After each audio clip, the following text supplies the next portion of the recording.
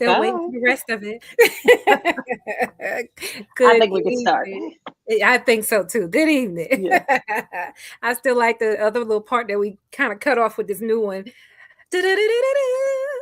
Oh yeah. No, So no, I no. hear Yeah. that in my head, but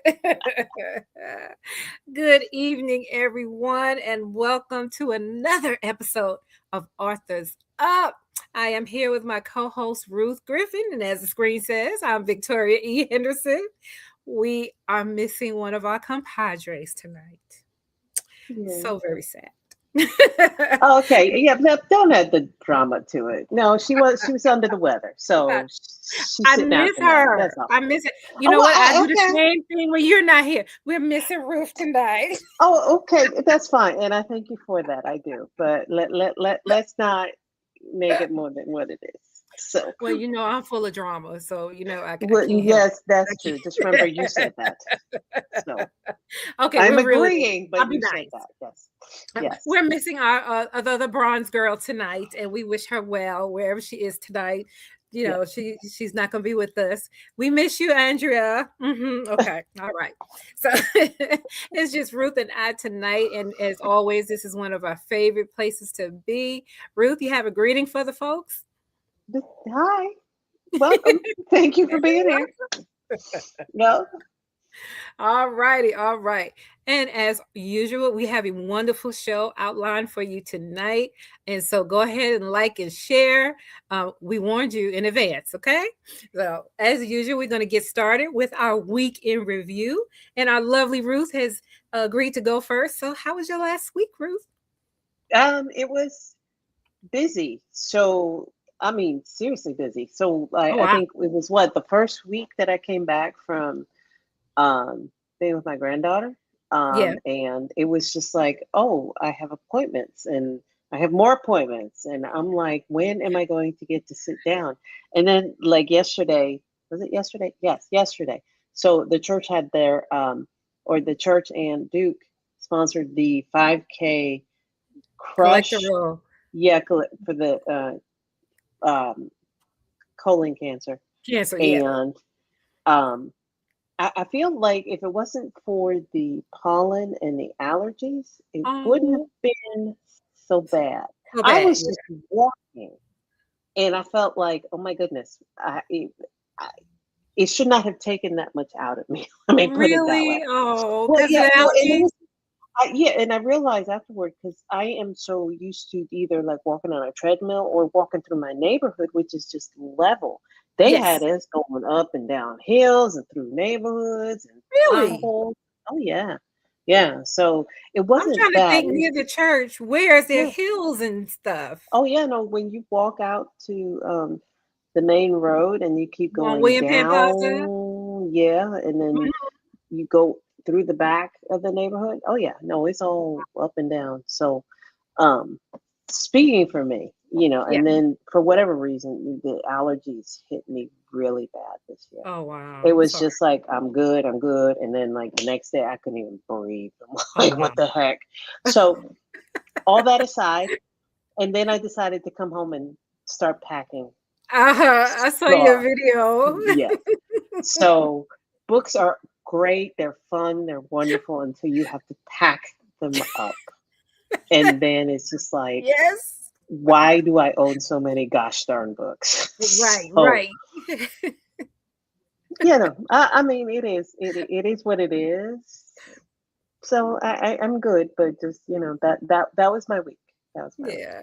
I understand what you said about the books. I moved last January, to Hmm. this apartment, and my kids were like, we're getting rid of some of these books. You don't need these books. I said, listen, pack up my books, and I don't want to see not one missing. That's right. I know how I many I will have. I know. have counted them. Yes. So, I will know when my books are not here. But you know what I ended up doing?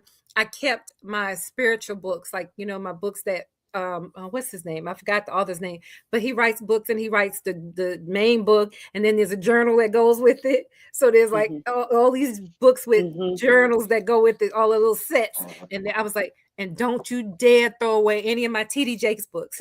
and that's the thing too. You start packing it up, and you're like, because right now we are trying to get the house ready for Yes. sale. So it's not like we have a deadline. So it's just like, let me move all this stuff out the way, Right. pack up what I'm not going to use. But then I'm looking at the books going, well, what am I going to read? Now I do have an e reader, but maybe I want to read that other one that was on the bookshelf. And Ruth. yeah, Let it go, problem, baby. first Let it world go, baby. problems. Just let it go. So, yeah, so that Well, was my week. How was wait a yours? minute. What are you doing with it? Now that you packed it up because you have to get the house ready, what are you doing with it? The We boxes. have a storage unit. Okay, okay, So, storage. yeah. Okay. So we're keeping it there until it's time. But Well, you can always go visit your books, okay? have to do a I have to play say date it with my gently. books. I just had to say gently but I do understand because I have books in Thank you. storage because they were like, we can't take all these books to the house. Okay, but don't do that. If I go to that storage house and don't see my books, we got a problem. Uh, Yep. but I had some appointments last week myself, doctor's Hmm. appointment, and physical was pretty good. So still in pain with this daggone knee. But hopefully I'm gonna get that addressed. I'm telling you, Yeah. arthritis will hit in the darndest places. And mine's, I've had arthritis in my hands, my ankles, I have it in my lower back, but it's something about this knee. Not realizing that okay, yeah, you need your whole leg, but the knee is kind of the core. And when that knee's Hmm. buckling, the rest of you buckles too. But it's okay. I said, Lord, I'm still gonna praise you anyway, despite all of this. So that was really all my week was, trying to, get a little organized, Yeah. trying to sell some of my jewelry, just getting things, because there's much left to do for the rest of the year. So trying to get some things out the way. Decided that I was gonna stay here. I was gonna move again, but I couldn't couldn't bring it up, muster up the strength. So I signed a new lease to stay on for another year. And Hmm. yeah, I'm just gonna hunker down and be here. We here. But that is it. That is the week in review. I promised you at the beginning of the show that we had a wonderful, wonderful book and author. So without further ado, I'm going to read the bio. Let me put my glasses on because I'll be Yeah. acting like I don't need it. And we're going to read what's going on tonight. Okay, now I'm about to mess up the pronunciation, even though I asked. Oh, So you I got apologize. it. You got it. Hinako Fujiharo Hovhaness was the wife of the late composer Alan Hovhaness and a dedicated advocate for his legacy. A trained coloratura soprano and founder of the Hovhaness Fujiharo Music Company, she played an instrumental role in managing and promoting her husband's work. Hinako served as executive producer on over a dozen recordings of Hovhaness's music and helped establish his lasting presence throughout collaborations with leading classical music labels. She began writing Alan Hovhaness's Unveiling let me start again. She began writing Alan Hovhaness, unveiling one of the great composers of the 20th century after his death, drawing from decades of shared history, performance, and artistic partnership. We're going to talk about that book tonight. The memoir, completed posthumously, was co authored by her son, Bill Holst, who now serves as the family archivist and curator of the Hovhaness legacy. Bill brings deep historical insight and personal experience to the work, having been closely involved in preserving and cataloging the composer's body of work. His collaboration ensures that Hinako's original vision is honored while offering readers an expanded context for Alan's life and music. Together, their work offers an intimate and authentic perspective on Alan Hovhaness's life and contributions to classical music.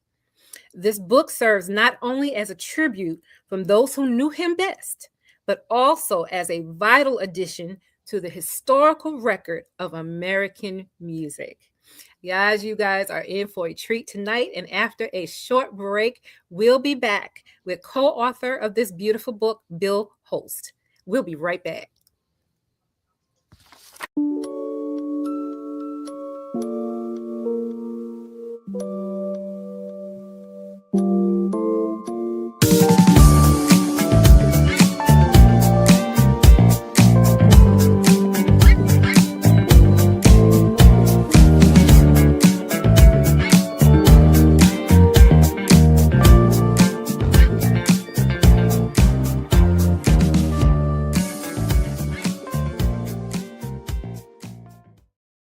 And here we go. Welcome, Bill. Oh, thank you for having me. Welcome. Thank We you. are so happy to have you on this show. Thank you for joining us. Yeah, thank you for inviting me. Of course. So, Bill, we'd like to start talking about books here. So, why don't you go ahead and tell us about your book? All right. So the book, basically is his life story. Um, it starts off with talking about Alan's uh, childhood, his family, his neighbors, his general area where he grew up. Meeting with his aunts and uncles and the events they participated in. And it comes into after he graduates from high school, uh, he becomes uh, the organ player for the Watertown Armenian Church in Boston, and he does that for several years. And then in 1942, he earns himself a scholarship at Tanglewood. Mm-hmm. In Tanglewood, he has a bad experience with some of the um, uh, other students in the class, and he leaves Tanglewood the next day, and he goes and he burns thousands of his compositions. Oh, wow. Uh, the good news for him though was that being Armenian, he had established a relationship with William Saroyan, the writer, Mm-hmm. and so their work relationship was that Saroyan, you know, did the writing and the poems, and Alan would do the music associated with that. But Alan was still a starving composer at that point. Right. So William Saroyan sent Leopold Stokowski, who was a very famous conductor at that time, a letter and introduced him to Alan. And Stokowski ended up um, performing Alan's first symphony, Exile, which got very good reviews for. And Stokowski became Alan's what they call champion. So that's a conductor who knows your music very well and is able to um, study it and play it the way that the composer wanted it. And then later on, Stokowski uh, plays Alan's second symphony, which is the um, Mysterious Mountain, which is Wow. probably Alan's most famous piece. Um, about this time, Alan had a friend that was a psychic, and he urged Alan to introduce other cultures, other ancient cultures into his music. So Alan went off and he studied and toured India, Korea, and Japan, and he incorporated those classic techniques into his music. And so that's why he has such a variety and kind of a oriental sound to a lot of his pieces. Mm-hmm. In 1967, he came to Seattle to be um, uh, the conductor for the Seattle Symphony. And at that time, my family and I, with my mother, lived here in Seattle, and she was in the Seattle Opera Chorus, and she also was a soloist at several other churches in the area. In 1974, she went to one of Alan's piano recitals and met him, and he liked her voice, and so they started practicing together. And then in 1977, they got married. Wow.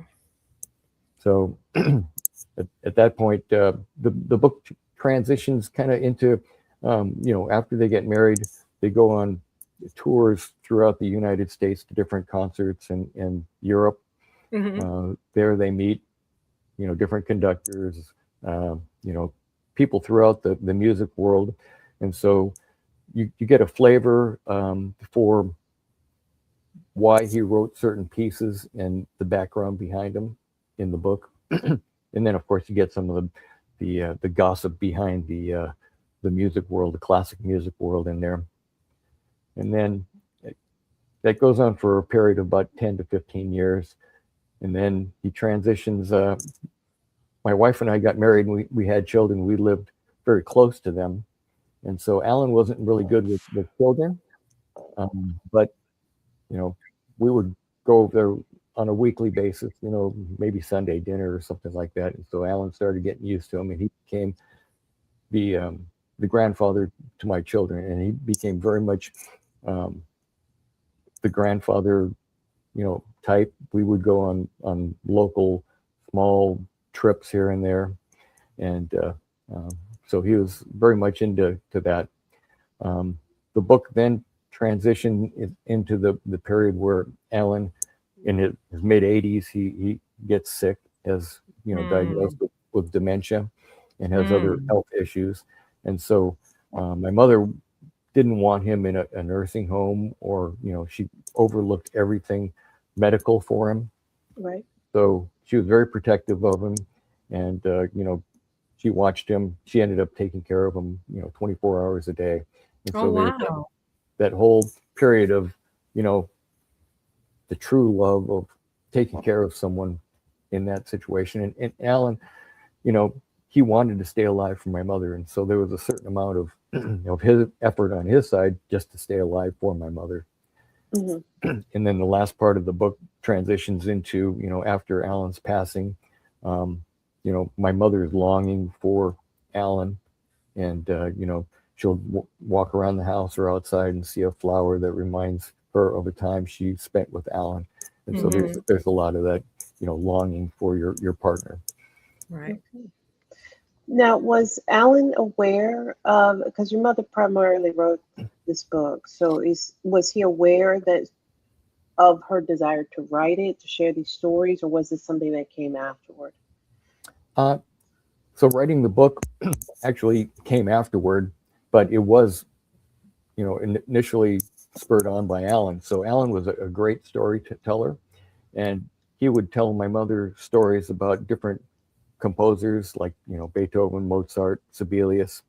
And he wouldn't necessarily just talk about their music stories, but he also told personal stories, about, their feelings, or, this or that. So she really was engaged into the personal side of it.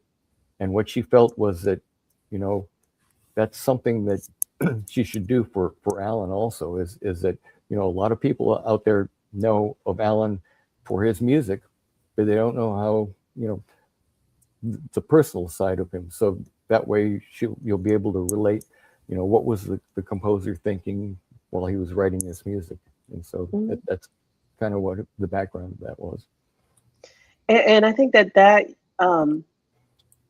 honestly, you brought on more of the human side of him. We got the opportunity. Actually, we were listening to his music right before coming on the show, and to say that it's beautiful, I feel like it's an understatement. And I think I only listened to a little bit of it, so I haven't taken in the full breadth of it. But as I was telling you before, I had not heard of him, Alan, prior to reading this book, and not just getting he studied this, or he did that.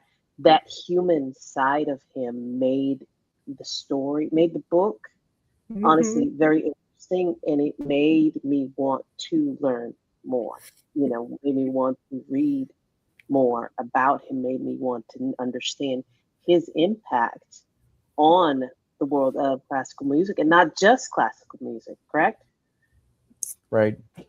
So maybe I should kind of tell you the story of the incident that happened at Tanglewood as to why he left Tanglewood. Sure. Okay. So in his class, he also had Leonard Bernstein and Aaron Copland, Oh, Okay. and they were at the time the avant-garde um, music was very popular, and Alan was very stubborn, and he believed in the classical beauty with melody. He didn't want to change his style. He wanted his, and um, so in the class that he had with Bernstein and Copeland, what they did was everyone brought their compositions to, one day they would have someone bring their composition and everyone listen and have their comments afterwards. So when Alan had his day, he played his music, and during his music being played, Aaron Copland was talking very loudly over the music so no one could hear it. oh, And then and then Leonard Bernstein afterwards called Alan's music ghetto music. Oh my gosh. how rude. Well, maybe I mean it's kind of funny that later on Bernstein wrote West Side Story, so that Yeah. seems like it's ghetto music. Right. But so maybe it was a compliment. I don't know, but certainly, I mean, things happen for a purpose, and that Hmm. actually helped Alan transition into, the other, the Indian, Korean, and Japanese music, and so it actually helped his career by that occurrence happening. And that's Okay. something. Yeah, it's something. All right. So, um, obviously, you played a part in getting this book published. If your mom was the principal writer, what part did you play? Right. So my mother basically had a a full text draft completed, and she was in the process of talking to publishers um, when she started getting sick. So Mhm. after she passed on, then we picked that up, and we did searches for publishers, and we had to find the right publisher who we thought would be right for her writings. We found that person, um, and then you know from conversations with my mother before, I kind of knew what she was looking for. She Hmm. asked me to, um, didn't want it perfect English and literary masterpiece. She wanted to keep her personality in it. What Mhm. she called was she wanted to keep the Orientalness in the writing. And Right. so, as we were editing it with the publisher, we made it so it was readable, but we wanted to keep that flavor that she had in there. And Right. I think it worked out fairly well because it not only describes Alan's personality, but it kept her personality in there. And so, in addition to that, we went through hundreds of photographs, and we had to make sure that we had the rights for those pictures. So that was a huge effort contacting people from 40 years ago, and then we did all the design work for the cover, the dust jacket, the custom box, and then all the features on the outside of it. And yeah, so that was mainly our part was is um, you know design the external part of it Mhm. once you had all the text completed. Awesome. Awesome. So, tell me, who do you imagine is the intended audience for this book?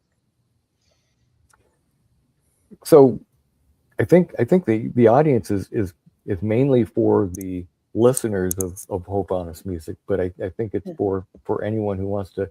Um, it was originally kind of a documentary or biography, but it Mhm. turned into a love story. Mhm. And so, Yes. I think not just it was originally targeting the classical music world, but I think it could be for anyone. Right. Right. And I do agree. I don't read a whole lot of nonfiction.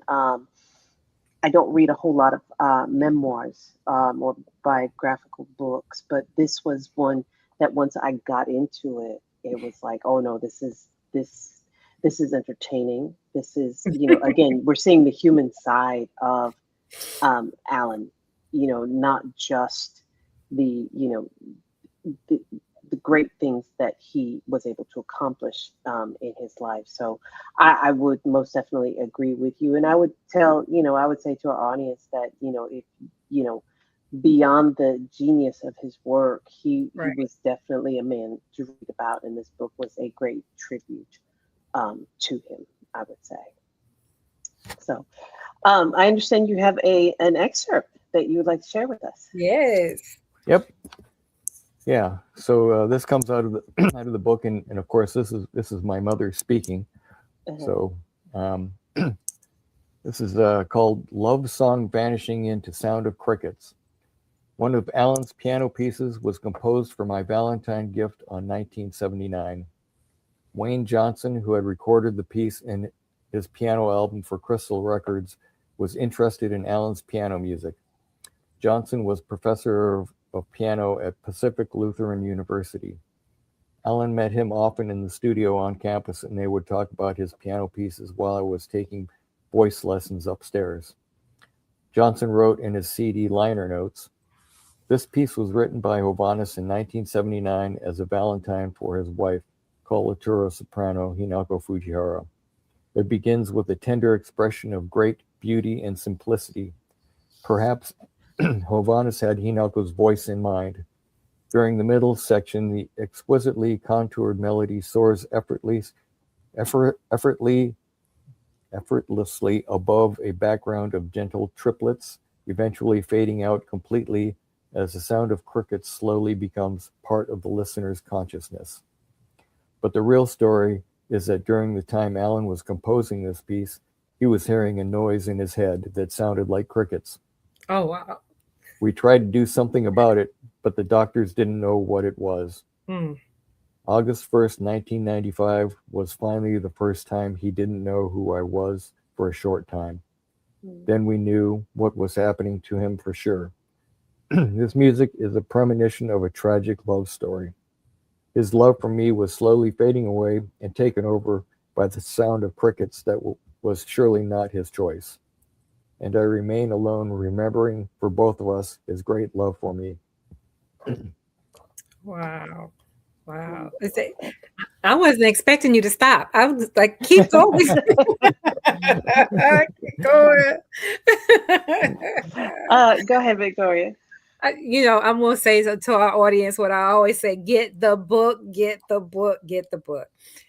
Before we came on the air, I was saying how this book was such a great love story. How awesome it is to have in written words to talk about a great love. To know that somebody loved you and you love someone the way your mom describes it in this book. It is just beautiful, and I found myself getting a little teary too, at how she would see him or hear him in her dreams. I mean, she has some really vivid dreams. Could you share with us how she talked about the dreams? Yeah, you're right. She did have very vivid dreams, and Alan and my mother were both very connected to the spiritual world. Mm-hmm. Um, and so I think even after Alan's passing, there was a certain amount of clues around the house that would remind my mother of Alan. Mm-hmm. Um, Alan did believe in reincarnation, Mm-hmm. and Mhm. so he always believed that as you had a new life, you were constantly um, doing better, and you're moving up the ladder of progress for being a better person. And so yeah, they're very very very spiritual. Yeah. Alan always said that he heard music in his head, and he'd carry a pen and paper with him wherever he went, because you know if he wasn't there and writing it down, then he would lose that music. So he always had pen and paper in his hand. Um, Alan was kind of this receiver.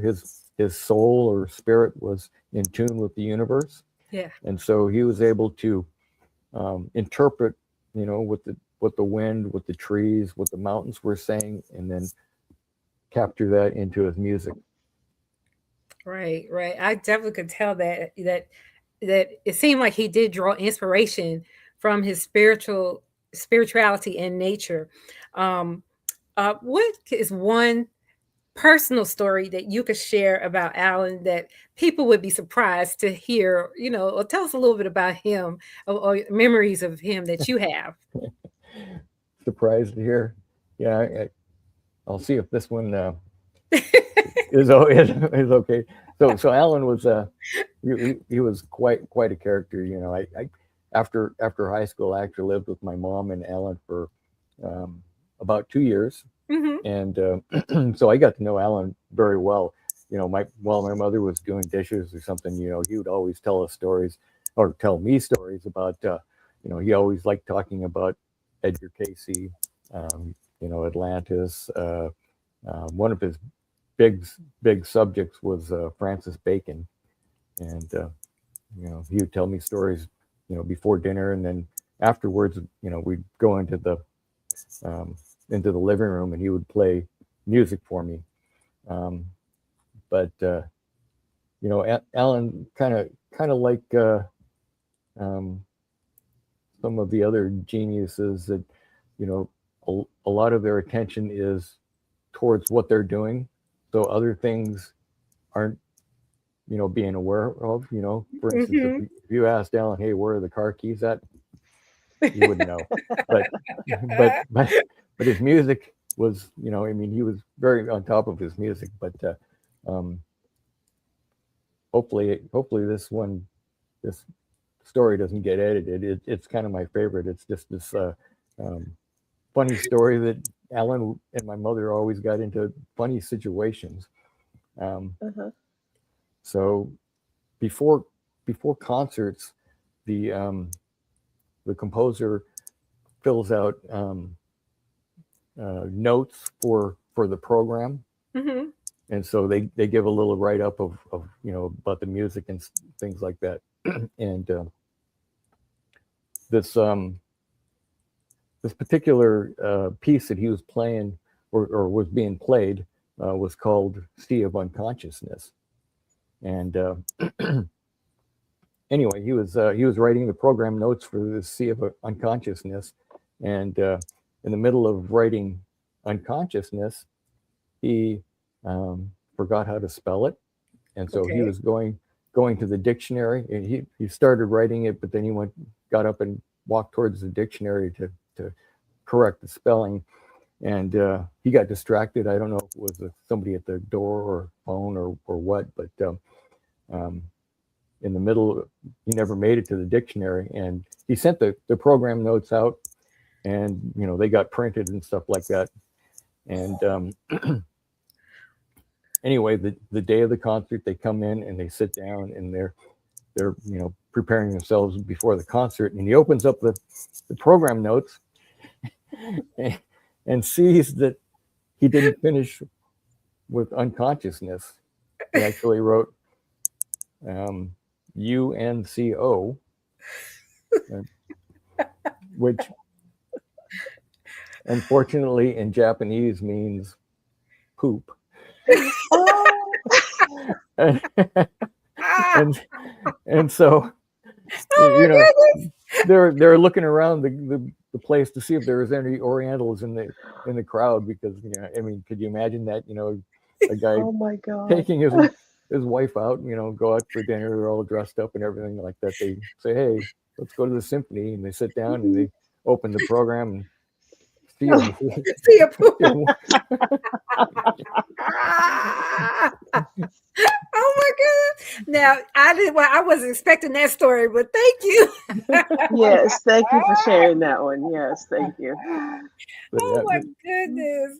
Oh my goodness. And then you again, you knew him personally. Did he have any particular habits or a way of writing, when he was in his creative zone? Did he do anything special, or did it just flow out? Because we were talking before the show of how I'm just amazed, almost wordless, of that he has hundreds of compositions and how Right. beautiful Mysterious Mountain is. And to know that this music was in his head. So did he have any processes that you knew of? So yeah, it just flowed. Um, so they had a daily routine that if they weren't didn't have any other appointments, they would go to the shopping mall that was fairly close here, and he would sit in the coffee shop, drink coffee, and compose music while my mother Wow. shopped. But the thing about Alan is that after midnight, pretty much during the day he was quiet gentleman, and but after midnight is when the crazy stories and the wild composing occurred. So depending on what time of the day you get a little more active at composing at night. But yeah, there wasn't he didn't get into a mindset. It flowed. Wow. Wow. What is your hopes for anyone who's reading this book? What did you hope the legacy um that would leave with people, or the thoughts that people would get when they read this book? Because we could tell ours all night long, because I could tell you what I thought.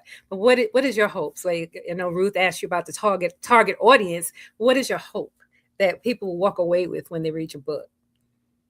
Well, I think the original purpose was to understand the composer and be able to relate, his thoughts with the music, and I think that's kind of what I would follow up on is that music just doesn't get written. There's a Yeah. whole, um, you know, your whole experience of life. The people you talk with, your family, your love relationships, everything is part of what makes up the compositions. And so by telling his story, people would be able to relate, the composer with the music, and that's kind of what I'm hoping. People get from that is kind of the understanding of the composer. Good, good. Is there a particular piece that, like, if someone like we didn't, I hadn't heard of him before, so I'm so glad to have the opportunity to have now been introduced to his work. Is there a particular piece that if somebody was listening, like, for the first time, is there some one or two that you would recommend for the first time listener? Yeah. So if you're not familiar with classical music, you probably want a shorter piece to um, to listen to. So there's a um, piece called "Storm on Wildcat Mountain," Hmm. which Okay. is just about 5 minutes long, but it's very active. So I think first time listeners, something like that would be good. But if you're into classical music and used to a longer piece, so there's uh, Prayer of Saint Gregory, which Mm-hmm. features a trumpet, which is a very good piece. But I think my all time favorite and my wife's is um, Mount St. Helens Symphony, and so Mm-hmm. that was based off the eruption of Mount St. Helen in 1980, Oh. and so that kind of has some meaning to me and my wife is that in 1984 when we got married, Alan and my mother actually Alan wrote music for our wedding, and um, my mother sang at our wedding, and then for our anniversary, our honeymoon, they took us to Carmel and San Jose, and that's where they had the premiere for Mount St. Helens. So we're very much, that brings back memories of our wedding and honeymoon. Well, thank you. And you answered my question. My next question was going to be, what is your favorite piece of Alan? But I think you said that. Well, thank you for that. Um, okay, I'm trying to think of one more other thing I could write, ask you. In the writing of the book, was there anything that was, that was, I want to say unpleasant, but was it difficult to complete this task that your mother left you with? And Alan, you had so many great memories. Was it difficult to finish what she started for you? And was there anything that was more difficult than in any other piece? So my mother wanted not to sugarcoat the story. Yeah. So she did, write about, success and failures of Alan. Mm-hmm. So there's a lot of those in there, and then it does kind of describe some of his areas that he's not good for. I mean, certainly, my mother um, was the promoter and financial person. Alan, Mm-hmm. early in when he was a composer, was terrible financially. I mean, he would give his music away. He just wanted people to hear his music, and Wow. so like I say, there are certain things he was not good at. Mm-hmm. So I think that was hard for her to put into words, and let everyone know that. But that was kind of the truth, rather than making everything look great. And Right. um, I love that part about it, to be honest. I love that.